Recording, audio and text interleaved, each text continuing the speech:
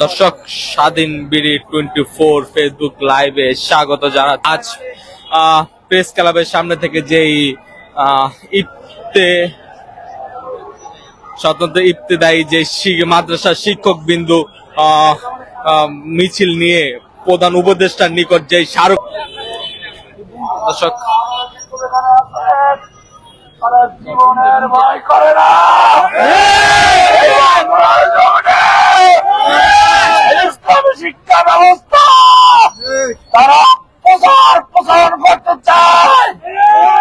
বাংলাদেশে ইসলাম শিক্ষা ব্যবস্থাকে চালু রাখার জন্য তারা জীবন দেয়।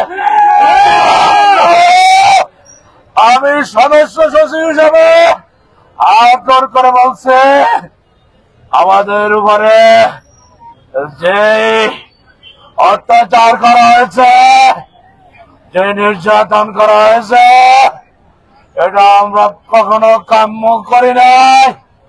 আমরা শিক্ষক জাতি হিসাবে আমরা শৃঙ্খলাবদ্ধভাবে আন্দোলন চালিয়ে যাচ্ছিলাম, আমাদের উপরে হামলা করেছে।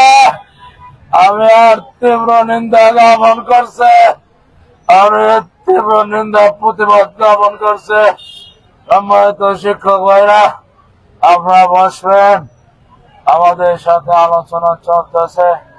যদি সুষ্ঠু সুন্দর সঠিক সিদ্ধান্ত আসে, সবাইকে আলোচনা সাপেক্ষে পরবর্তী দিক নির্দেশনা দেওয়ার আগ পর্যন্ত আপনারা কেউ স্থান ত্যাগ করবেন না। আপনাদের প্রতি জোর অনুরোধ, সবাই ভালো থাকবেন, সবার সাথে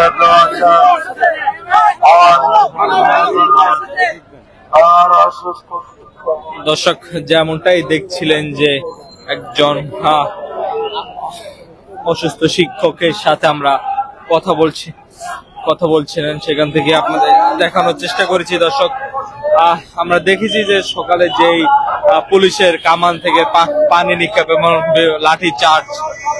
লাঠিচার্জ হয়েছিল, সেখানে অনেক শিক্ষক, আমরা একজনের সাথে কথা বলার চেষ্টা করবো। দর্শক,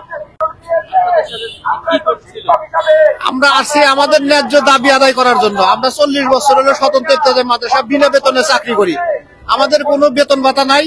এই জন্য আমরা আসি আমাদের বেতন ভাতা আদায় করার জন্য, ন্যায্য দাবি করার জন্য, শান্তিপূর্ণ কর্মসূচি করার জন্য আসছি।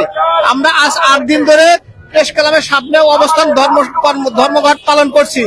আজকে আমরা ন্যায্য দাবি আদায় করার জন্য আমাদেরকে লাঠি চার্জ করেছে এবং জল কামান নিক্ষেপ করেছে এবং আমাদের সাথে খুব খারাপ ব্যবহার করেছে তারা।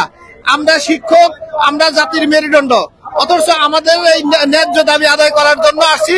আমাদের এখন অনেক নির্যাতন হয়েছে এবং আমাদের শিক্ষক ইন্তেকাল করেছে, অনেক মহিলা শিক্ষিকা, তাদেরকে এরকম নির্যাতন করা হয়েছে।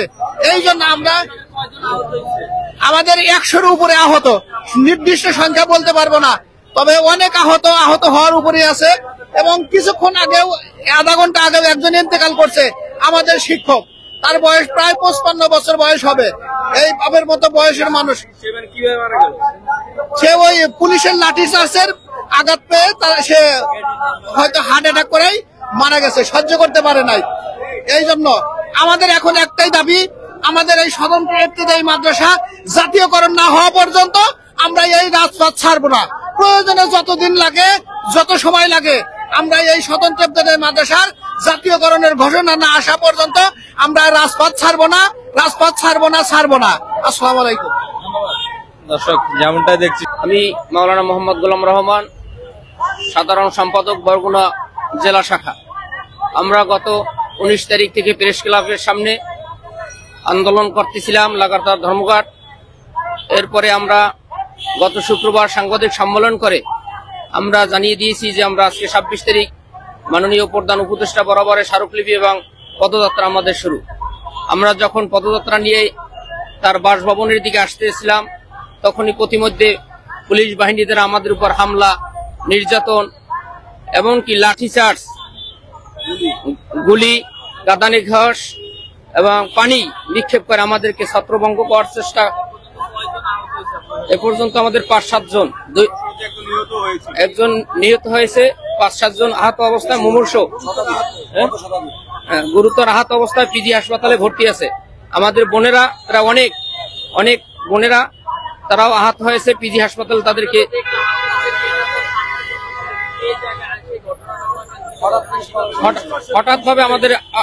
হঠাৎভাবে আমাদের উপর আক্রমণ শুরু করেছে পুলিশ বাহিনী দ্বারা, লাঠিচার্জ করছে। আমাদের বিদ্যা বাবা সমতুল্য অনেক শিক্ষক আছে, তাদের উপরও আক্রমণ করে, তাদেরকে রাস্তায়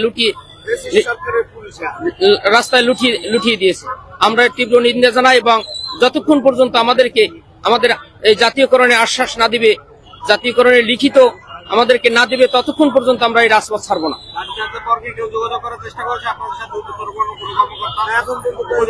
এখন পর্যন্ত আমাদের সাথে কোনো যোগাযোগ করার চেষ্টা এবং এটা আমাদের যৌক্তিক দাবি। আমরা 40 বছর পর্যন্ত আমরা এই অভুক্ত অবস্থা আছি। আমাদের পাঠদান চলে, ছাত্রছাত্রী আমরা লেখাপড়া দিই, অথচ আমাদের শিক্ষকদের কোনো বেতন নাই।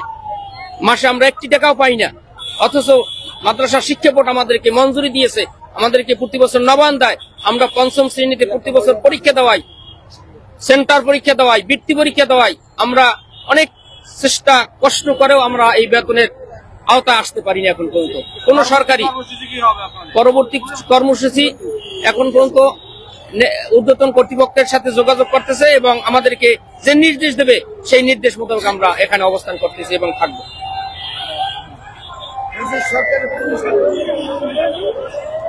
দর্শক, যেমনটাই দেখছিলেন যে আপনাদের সাথে যুক্ত আছি শাহবাগ থেকে, সরাসরি আপনাদের দেখানোর চেষ্টা করছি যে ইবতেদায়ী শিক্ষক বিন্দুদের যে কর্মসূচি ঘিরে আজ যে অনাকাঙ্ক্ষিত ঘটনা ঘটেছে, পুলিশের যে লাঠিচার্জ এবং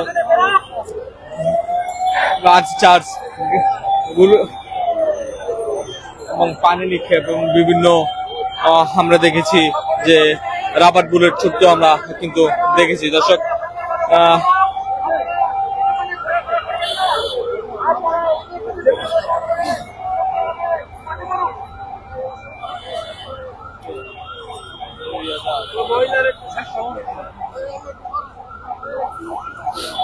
দর্শক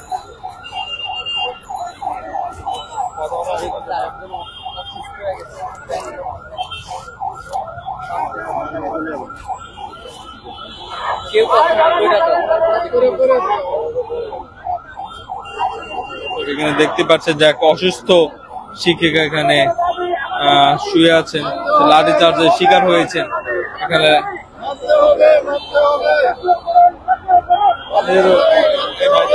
কি হয়েছিল আপনাদের সাথে আজকে?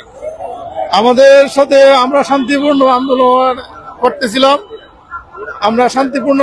যখন করতেছিলাম তখন আমাদের সামনে পুলিশ ভাইয়েরা বাধা সৃষ্টি করে এবং আমাদের উপরে গ্রেনেড হামলা সহ লাঠিচার্জ তো করছে। যে আমার এক বোন অসুস্থ হয়েছে, ওনার অনেক বাড়ি লেগেছে ওনার গায়ে, উনি এখন একবারে পড়ে গেছে।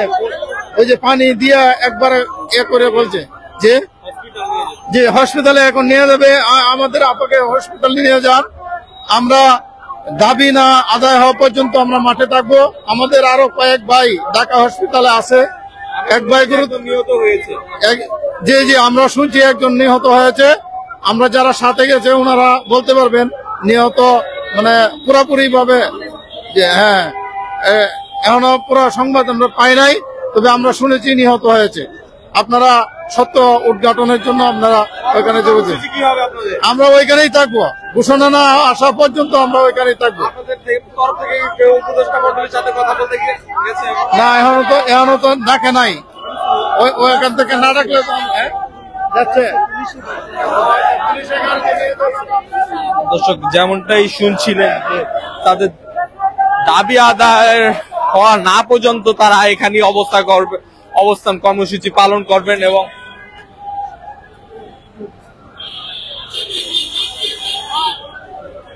দর্শক, আমরা দেখতে পাচ্ছি যে এখানে এক অসুস্থ শিক্ষক, তাকে কিন্তু হসপিটালে নিয়ে যাওয়া হচ্ছে।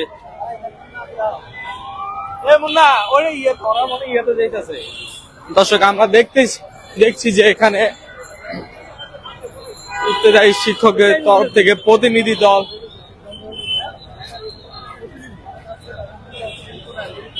দর্শক আমরা দেখতে পাচ্ছি যে এখানে ইফতেদায়ী শিক্ষকের পক্ষ থেকে প্রতিনিধি দল কিন্তু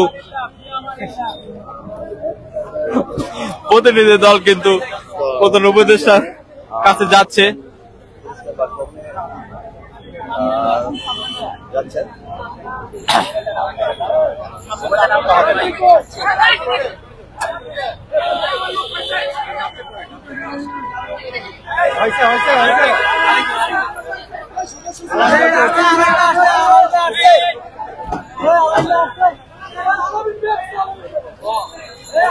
দর্শক দেখতে পাচ্ছেন যে এখানে কয় সদস্য, দর্শক আমরা দেখতে পাচ্ছি যে এখানে 15 সদস্যের এক প্রতিনিধি দল কিন্তু প্রধান উপদেষ্টার সাথে বৈঠক করতে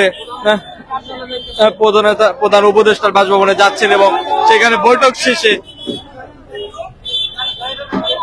কিন্তু তাদের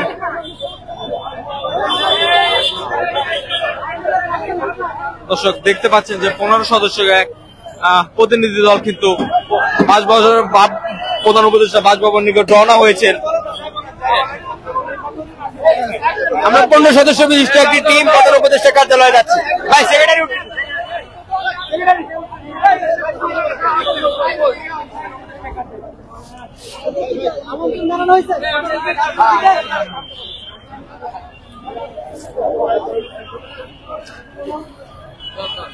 মহাসচিব স্বতন্ত্র শিক্ষক ঐক্য জোট, আমরা পুরসভা কমিটি যাচ্ছি। এখন থেকে আসার পর আপনাকে বেতন দিতে পারে।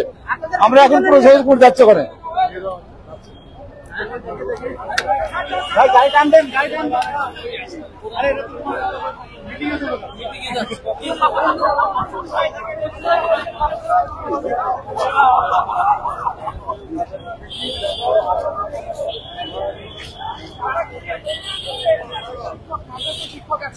দর্শক যেমনটা দেখতে পাচ্ছেন যে 15 সদস্যের একটি দল কিন্তু প্রধান উপদেষ্টার